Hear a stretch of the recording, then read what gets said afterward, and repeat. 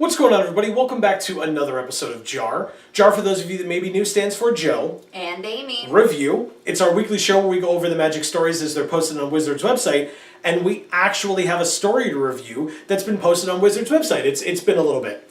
Exciting. Yes, and we've had shows leading up and going through, and you can go check those out. But regardless, we're actually back for an actual story for the main set. We had some unstable stories in there as well. But we are back for The Flood by the R&D narrative team. It is the first story from the Rivals of Ixalan set of stories, which is great. We're back to Ixalan.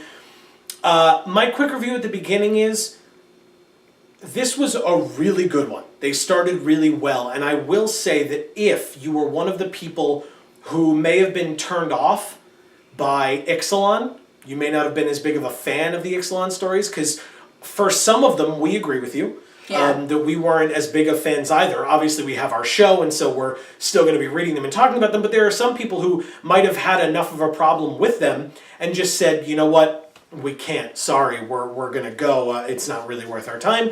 If you are one of those people and you're still here watching the show, first of all, thank you. Right. But second of all, this is a good one to come back to. Definitely. Definitely come back. It kind of follows the trend, in my opinion, of good starting stories for second sets. That happened with Aether Revolt, it happened with Hour of Devastation, and now it's happening here with Rivals as well. So yeah, our quick review at the beginning is... That's a good point. Thank you.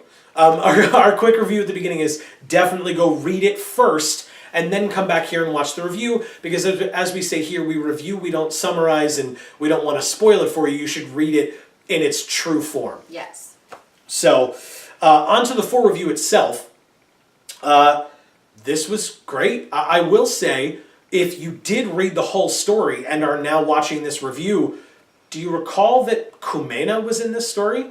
Do you recall that Vona was in this story and Mavrin Fane? Because at first, when that came up, I was like, wow, this is cool. We're going to be jumping perspective, and we're going to be like seeing a couple of different perspectives, right, going into the city of Araska. And that could have meant Tishana, it could have meant Watley, Jace, Varaska, Kumena. Like, there were so many different parties, if you will, going into this area. Yeah. And then it was Kumena for like this much of the story. Right. And then Varaska for the rest of it, which was really Varaska and Jace, but it was told from Varaska's perspective. And it really kind of had nothing to do with Araska in any way. Right, except that they mentioned the jungle every time she kind of came out of those memories, right? Now she's back on the floor of the jungle again, and she's aware of the waterfalls, and there's a big staircase in front of her, and at the end they walk up the staircase. So it's like, that is the only way that Araska was mentioned, but this could have been anywhere, right? This could have been at any point in whatever, in their time together. So, yeah, that was an interesting point, but I still don't think it, like, retracted from how good the story was. I just thought it was a little bit of an odd choice. And again, something that at the end of the story, looking back at my notes, I was like, oh, right, Kumena, right? Like, it was just so... It felt, once you read the whole story, it felt kind of thrown in. Like, oh, we need to find some place to put it. Let's just tack it on at the beginning of this one. As opposed to when I was reading it, where I was like, oh, this is cool. We're actually finding out what was going on. The only thing that I can think of if I'm trying to explain it, and obviously I didn't write it, I don't have the answers, but my thought of an answer would be that there was a need to show, because at the end of the Ixalan stories, the last thing we see is the perilous voyage of Jace falling and Varaska trying to catch him, and he's going to hit his head and fall down the waterfall or whatever. And that only happened because the city just rose up. Now, we didn't exactly know why that had happened, but now we do. Right. Because Kumena got there, and Kumena did that. He raised the city in an attempt to protect it, seemingly, from incursion from the outside in his control of the immortal sun. And if that was the reason, maybe. But also because I think when Varaska and Jace arrive in that sort of room where the immortal sun is, they will find, what's her name? Vona and Mavrin Fane. And Mavrin Fane there. You know, so I think it was sort of a way of explaining where we were at the end of last time, explaining what happened toward the beginning of Jason Vraska's sort of actual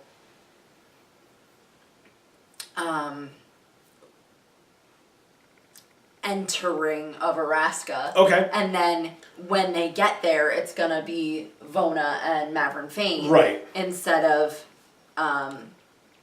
Kumena, because he already fell out the window. Right, or was, I mean, he was thrown, but sure, he fell. But no, but I'll agree with that, but like I said, I felt that I'm going to have to wait until the next story to determine whether that makes sense or not, because if the next story is just Jason Vraska walking up the stairs and walking into Vona and Mavrin Fane, then why not tack that part onto the beginning of the next story instead? You know what I mean? Especially if they're willing to just change perspective that way between just two characters, between Kumena and then just Vraska in this story. They could do the exact same thing in the next one and it wouldn't be any different, except that in the next one it would seemingly be just that conflict of, you know, being in that room with the Immortal Sun and whether it's a fight or what have you. So I don't know. I haven't read the next story yet, clearly, because I'm not that guy. I don't have inside information. I'd love some. Right. But I don't have any inside information. Now. Yeah, no, it's fine. It's totally fine. I enjoy, obviously, taking the time and experiencing the stories just like anybody else. I'm just joking around. But in terms of then getting from the Kumena, Vona, Mavrin Fane situation, which it was cool. I love those pictures of Kumena's awakening and Vona's hunger. They're so beautiful. To be fair, a lot of the pictures in today's story were absolutely gorgeous. Right? And being able to show as the memories are being, you know, jumping through, you get to see different pictures from different planes and different sets and things like that. That was kind of a nice little nod to previous sets and things like that. And you know, those of us who were around during those times could look and be like, oh man, those cards. Or, you know, when we were on Vryn, for example, for those of us that were around during Magic Origins, they mention that one of the flashes of memory was a bully. And you can think back to the Majoring Bully card. And so even though that art wasn't there, you can kind of have that in your head, that red creature, that Majoring Bully, you know, holding that staff or whatever. That memory can kind of come back into your head similarly to the way that it's coming back into Jace's, right? So I thought that was kind of nice as well. The pictures that they chose were cool, but there were others still that kind of came into memory because of that, which was nice. A nice touch. And we did. I mean, we flashed all over the place in Jace's memories. We were on Zendikar for like a half a second. We saw Tezzeret, and Tezzeret was torturing him with the Mana Blade. We saw, and which was pertinent for Vraska to see, because Vraska, this was kind of the beginning of Vraska seeing Jace's tortured past, I guess pun intended for lack of a better term, his tortured past, the fact that as they mention in the story, he was used by so many people, he was tortured by so many people, physically and mentally. And it truly was a flood of recollection, a flood of memories in this story. You know, none of these were, except I guess arguably for the Vraska one, the first half of the Vraska memories, none of these memories were pleasant ones, right? I guess maybe his mother, but at the same time, it comes with the concept of you have forgotten all of this. And so even if it was a nice memory for Jace at that time to have, now as an adult who had forgotten all of those things, it's not nice to have that back because, as he himself said, he's like, look at all that I've lost. Look at everything I've been through. Yeah. Look at all the times, and as Vraska noticed, look at all the times that my mind has been so messed with. So, you know, there's that kind of an issue of, you know, the fact that now I mean, again, that's kind of the whole point, right? His memories are coming back, and this is a nice way for us to, at some point, get back to Vryn. Obviously, it needed to happen at some point. What I find interesting is, and I'm sure most people noticed it, but I feel like it was very casually stated because, of course it was, right? Jace is not going to make a big deal out of it for us, the reader, but he said he didn't remember how he lost his memories this time. Because it was after finding out about the Alhammaret thing. Right. So he doesn't remember Nicol Bolas. Maybe he doesn't remember Amonkhet. Who knows? Like there are still questions as to how far his memory actually goes and what he has actually retained, because the Bolas stuff isn't back. Yeah, it seemingly is not. But he does remember being on Ixalan with Vraska. Yes, so. yes. The last 3 months, as she put it. Do you remember the last few months? Which he does fully remember, which I think is why they were able to, after I wrote it down, they like really kind of sized each other up when he finally stopped like sobbing into her lap. They like really took some time to like kind of look at each other and kind of be like, okay, which one are you? Right? Which Jace are you? Which Vraska are you? Are we going to be able to talk like we're old friends? Are we going to have to fight now? Like what's going to happen? And once they figured that out and they realized that they could both talk as friends in a friendly manner, then they did. They were doing exactly that. And of course it was a lot heavier. I completely disagree with you. Okay, please. I mean, you say they sized each other up and had to determine those things. I think it was the opposite. I think it was they were looking at each other just already in the realization that they were still the people that they were on Ixalan all along, just even closer than they had been. That's fine. I think I'm more referencing like kind of the point where Vraska realizes that Jace remembered her in that monstrous facade, if you will, the way that he looked at her in that way, and she said that she backed up, right? She backed away from him because he remembered her in that way, and so she wanted to like either not make him feel threatened or I was surmising. I took it as her sizing him up. Are you gonna say something? Are you gonna do something? Right? Kind of trying to determine it from that way. That's the way I took it. I took it as like she didn't want to remember herself that way. So she kind of backed up out of that space. Okay. So that it wouldn't become her headspace. Okay. She didn't want it to affect herself as much as it could in that moment. So she had to remove herself from it slightly. Right, and I guess that could be kind of an instinctual, like, it's coming from Jace, let me back away from Jace kind of a thing. The memory, at least.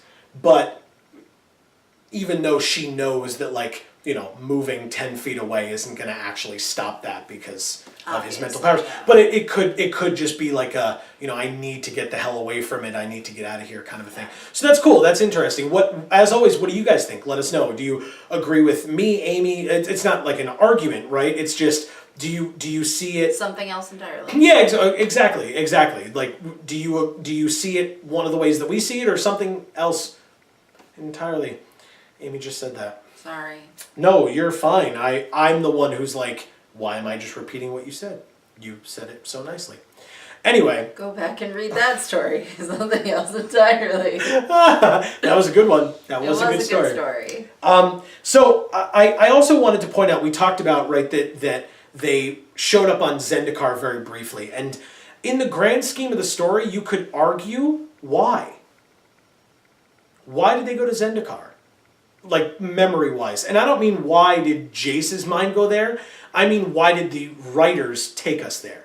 And I personally think I have the answer, right? But looking at it broadly, you're like, what was the purpose of it? Like, you got flashes, and maybe that's supposed to be just to show you what he remembers. So you know that he remembers the Zendikar stuff. He remembers the Innistrad stuff. He remembers way back to the Tezzeret stuff, which is obviously further back. And then, I mean, you're talking further back. He remembers getting his tattoos on Ravnica. He remembers Imara. And then he remembers going all the way back to Vryn as well with his mother and his childhood and etc. But I think the purpose in storytelling, the purpose of showing us Zendikar, just besides showing us that he remembers Kozilek and that portion of the battle for Zendikar, or Oath of the Gatewatch, was to mirror towards the end of the story. And I wrote this down because at the end of the story, Alhammaret had that mind fight with Jace, which we know happened, right? We were around, at least we know that happened. We were around during Magic Origins. If you weren't, Alhammaret was Jace's teacher. Alhammaret helped Jace in empowering his telepathy, but also used him and was kind of a jerk, if you didn't get that from this story.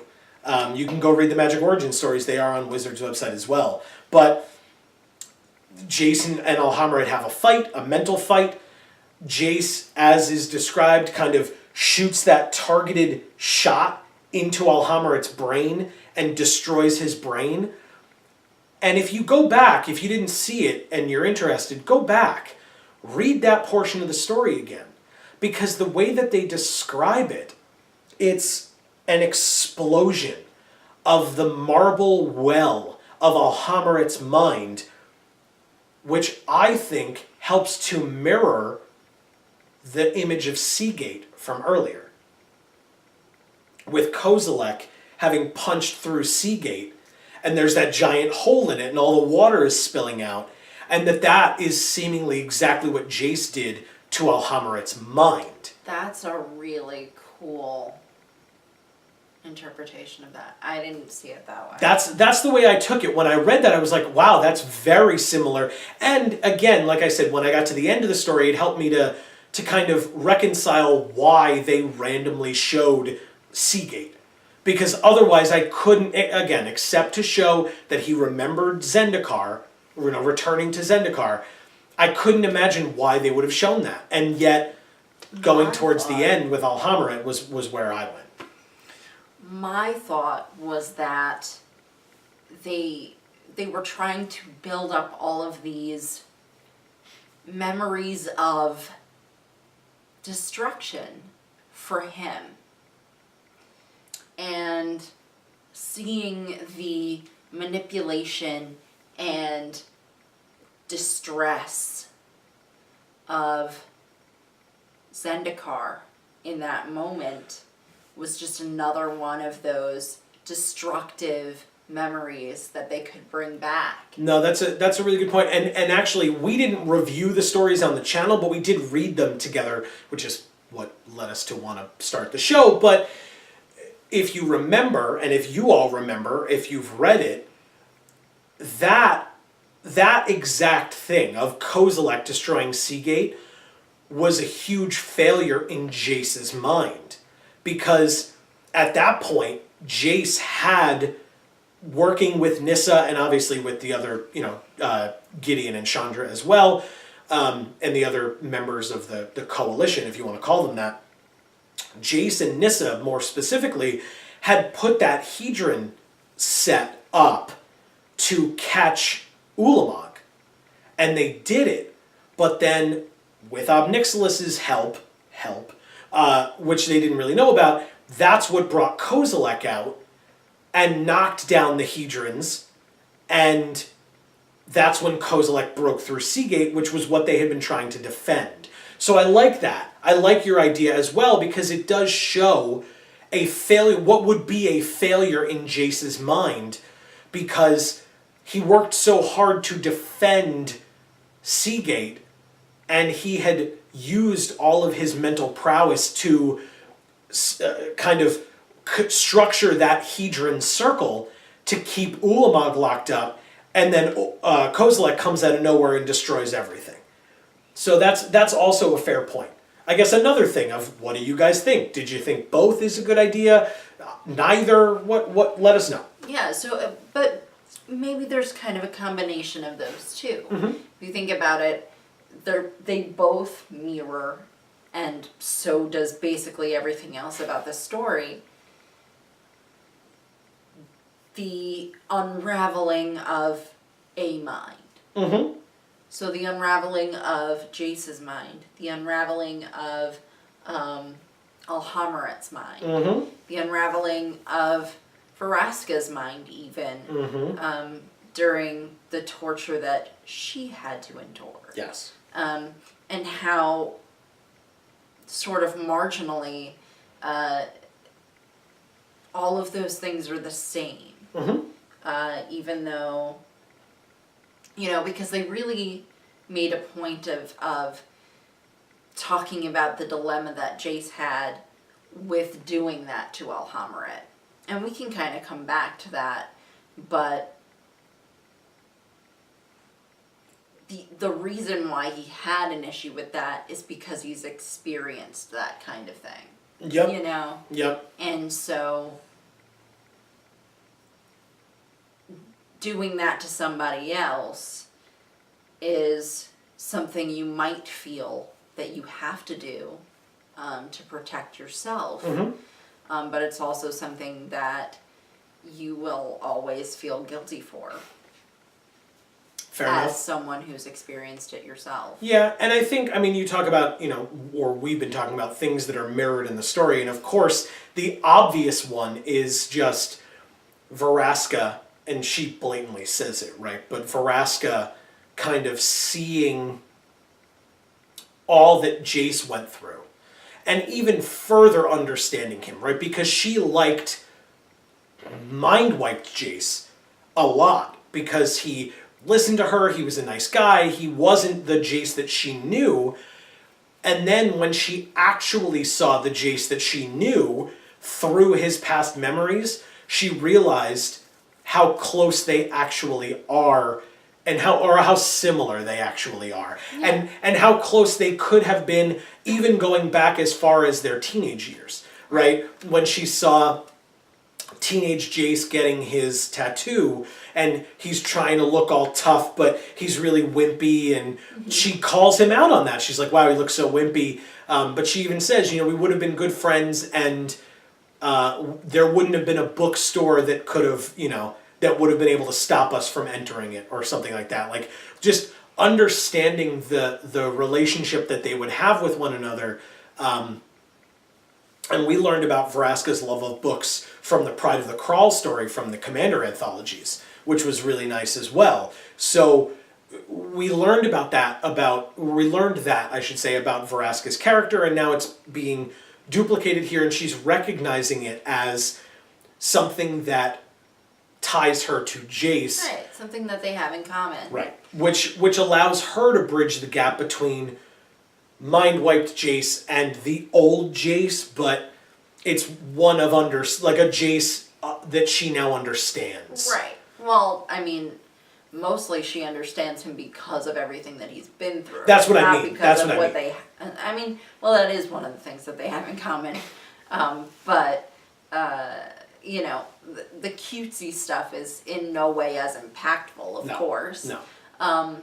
But the fact that she could then, knowing that he would sit there and say, "You're an assassin," to her, and that all of his memories are back, and or not even all of them, but maybe just the ones she doesn't want him to have are necessarily back. Just the fact that she could just sit there and hug him. Well, and after having seen what he had to deal with just in that moment, not even what he had to deal with in the past.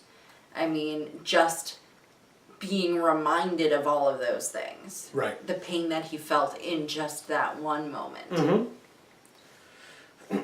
Yeah. That she could just sit there and hug him. Yeah. Knowing full well that,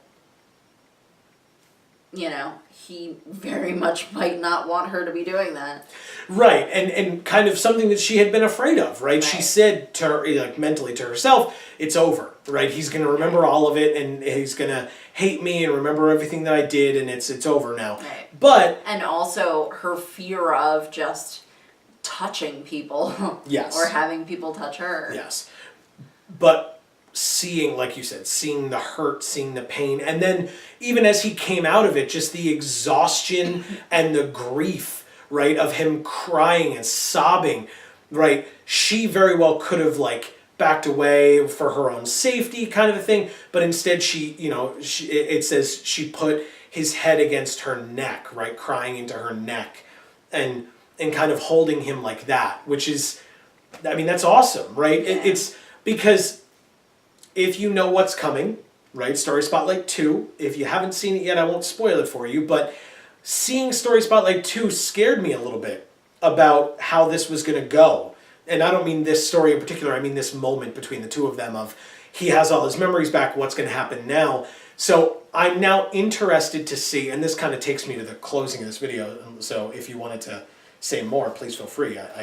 Well, I could talk about the story, you know, until I'm blue in the face, because, I mean, if you've watched any of our previous videos, you know that I identify very well with this story, and I have a lot to say about it. And so because of those previous JAR episodes, perhaps I won't in this one. Well, and we can always expand on it in the future, right? There's more stories to come, and to see kind of where this leads, especially, like I said, with Story Spotlight 2, there's probably going to be a lot more to unpack with decisions that are going to be made between these two friends, companions, compatriots, etc. I don't know. It kind of seems from the end of this story that it's less going to be about decisions and more going to be about kind of winging it now. Yeah. Well, okay, so I'm sorry. I want to, before I close, I know I said close earlier, and now there's probably going to be a bunch of time still left in the video, so you guys are like, duh, Joe, you're an idiot, you didn't close. It's fine.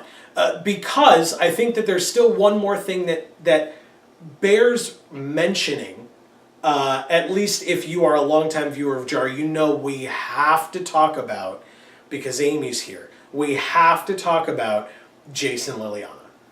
Yes. We have to talk about that. Because why? They're exes.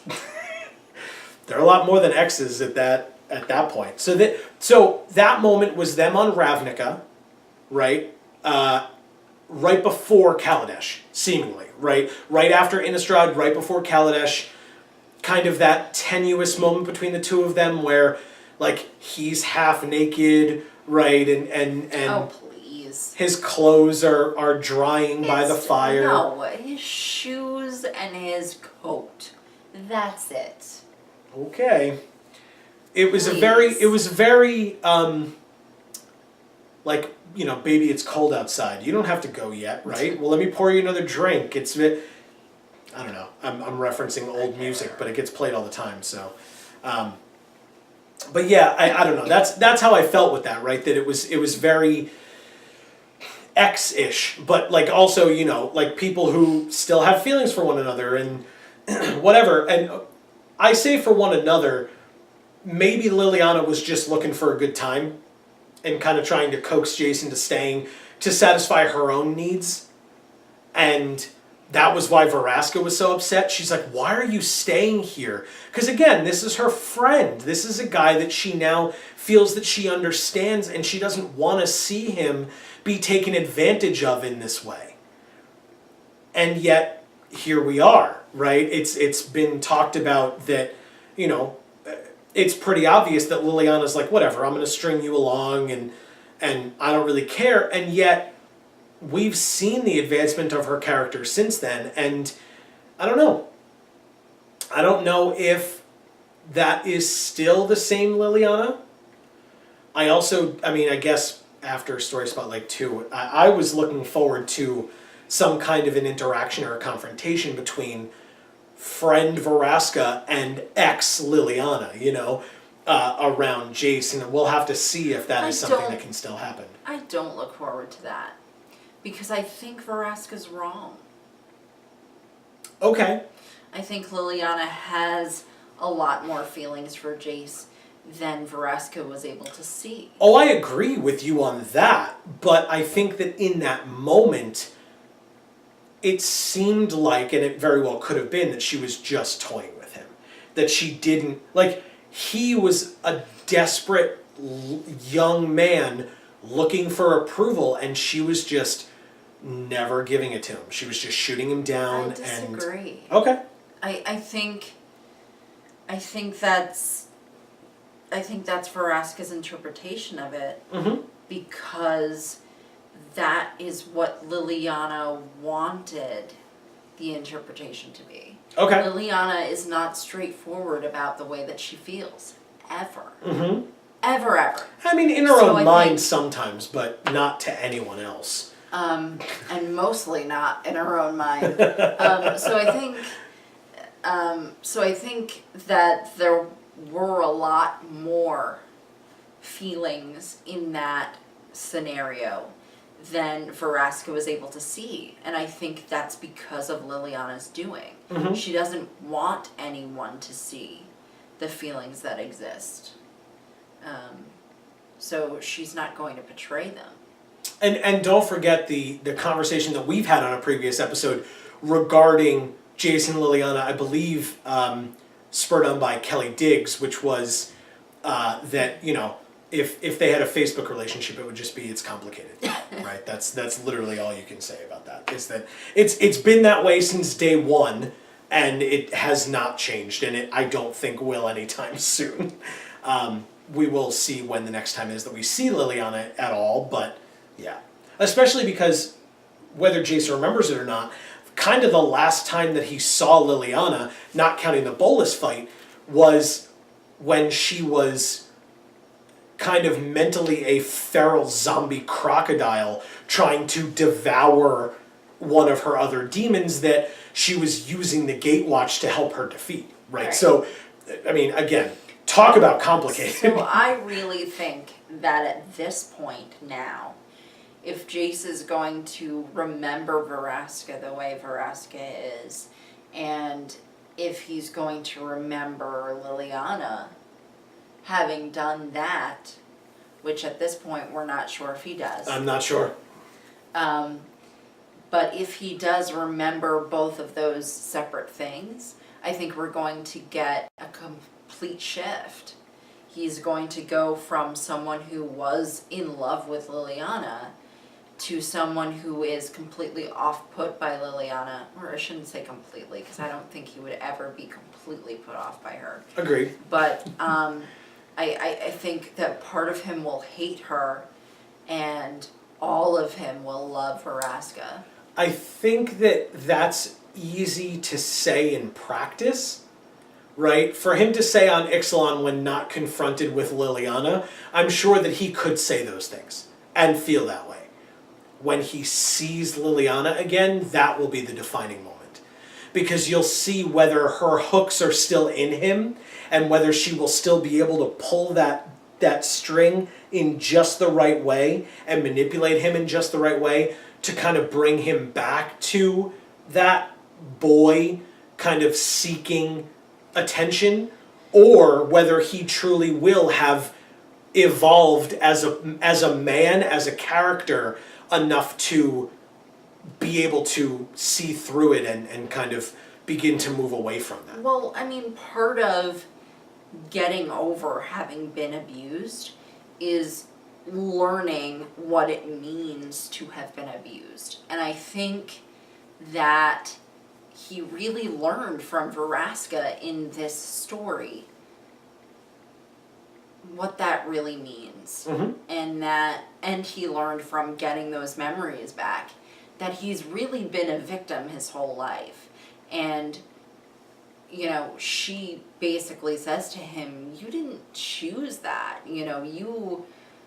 have been manipulated by so many people. Mm-hmm. And that's something that you have to live with. And that sucks. But you're not as bad as those people. You know, the things that they made you do that you wish you had never done, that's not your fault. Such a powerful moment in the story. Yeah. And I think that that will help him realize when he comes in contact with Liliana again. I think that will make him realize that it's, if she still does have her hooks in him, that's really all it is a way for someone who is controlling to manipulate him. Mm-hmm. And regardless of what her feelings for him truly are, because I do believe that her feelings for him are real. Mm-hmm. I do too. But I do also think that she is a manipulative person, and she will keep manipulating him if given the chance. Mm-hmm.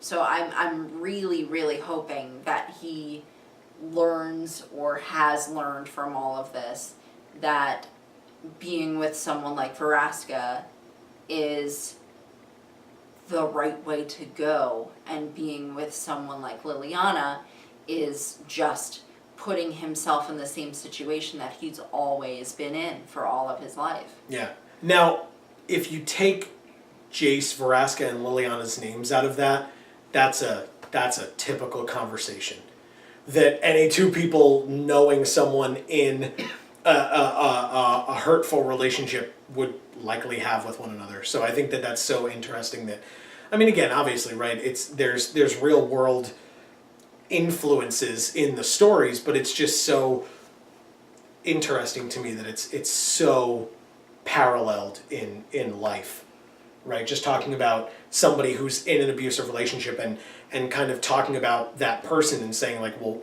how does he not see it? Well, he has to do these things before he can truly be free of that person who has that kind of control over him or her, right? It's just because Jace is the guy in the situation.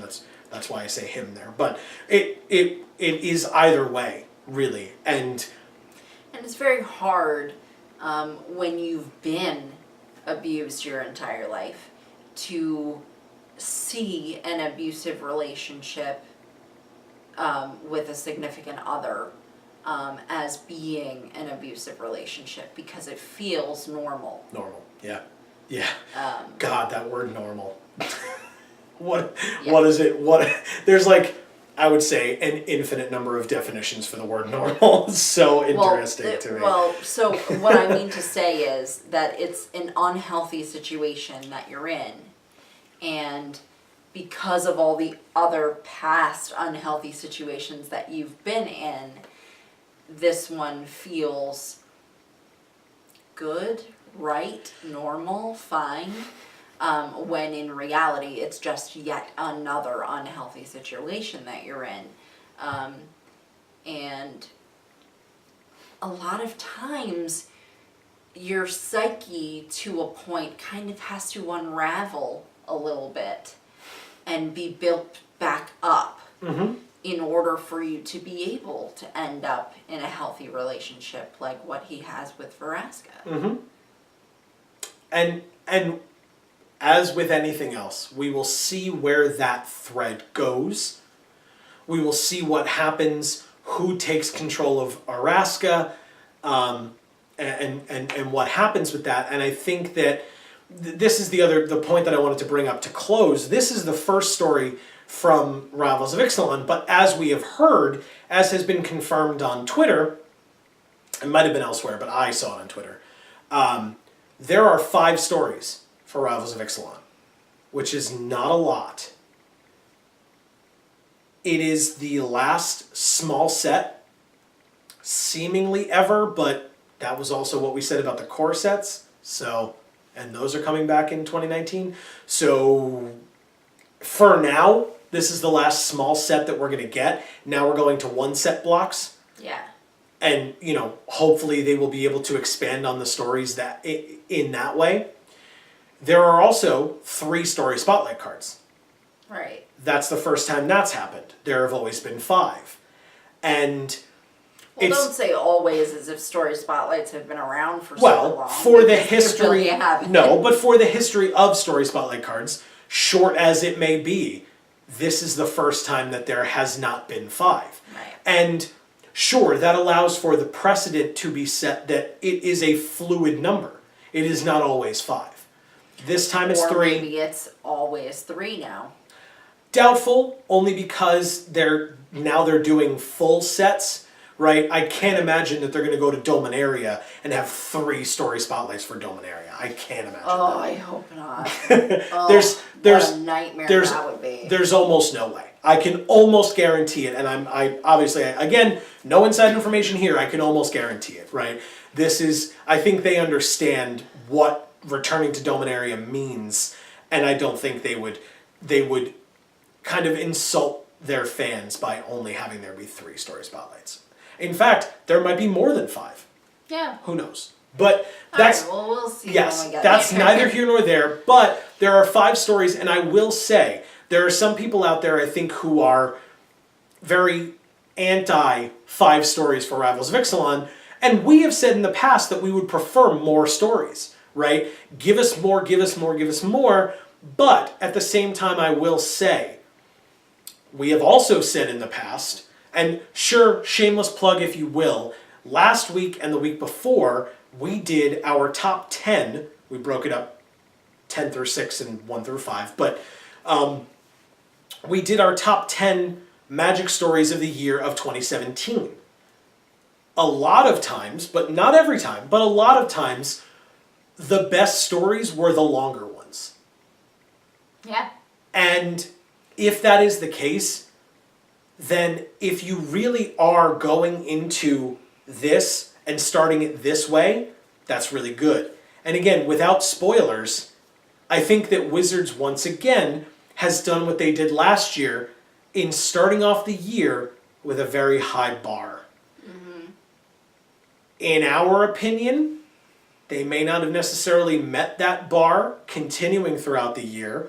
We will see if that thread continues this year or if they continue to excel and exceed where they began. Because once again, with this story, I think they set the bar pretty high. Right. Which is a good and a bad thing, Right. depending on how you look at it. Because, yeah, we were sitting there going, this is an incredible story for the beginning of the year. And then it turned out to be the best story of the year, in our opinion. So, Yeah. that kind of means that every story after that fell short of it, at least by some Right, element. by some margin. And like I said, you can go check that out. It'll be popping up on the screen at the end here. But we're done for now. We will obviously be back next week. There's another story next week. So we will be Yes. back when it comes up. You can It's click. so nice. Yeah, welcome back. Welcome back to it. Happy New Year to all of you. We said that last week as well. But happy 2018. Happy, healthy. When it pops up, you can click that subscribe button. You will find out when all of these videos come out. They come out every Thursday. We have, I do drafts from Magic Online every Saturday, and we have paper Magic openings every Monday. So definitely stay tuned for that. But more importantly, this week, a little bit different, because this Friday, hopefully all of you know, it's pre-release season. Yay! And if you are new to the channel, once again, we are big on pre-release. Yes. We will be out. Check. If you can't make it to a midnight pre-release, we're sorry for you. Genuinely, because they are so much fun. You should try to get out to a midnight pre-release if you can. But if you can't, either... Our video will be up. I was going to say, either when you wake up Saturday morning or if you're up Friday night after midnight, our video is coming out as soon as we can get it out to you after we've opened that product. Very soon. Yes, you will see what the kits look like, what the cards look like in the kits. You'll see some other stuff from around the shop that we are in being sponsored for the pre-release, so definitely stay tuned for that. Like I said, that subscribe button will tell you exactly when that video comes out. If it's after pre-release, the video's already up, go check it out. That's always been one of our faves, right? That we love doing and that people love watching, so thank you guys so much for that. And more importantly, thank you guys right now for watching this video. Yes. Especially if you stuck through all the way to the end, because this was a long one, but we're getting back into the swing of things. We say that every time, so it's always a long one. That's Joe. Joe talks a lot. It's kind of my thing. But you could also. Sometimes I get doing that too. It's not all you. It's almost like we're, compatible or something. Anyway, is that what that means? I don't know. It depends on how you look at it. It's complicated. God, I hope not. We're way too deep for that now.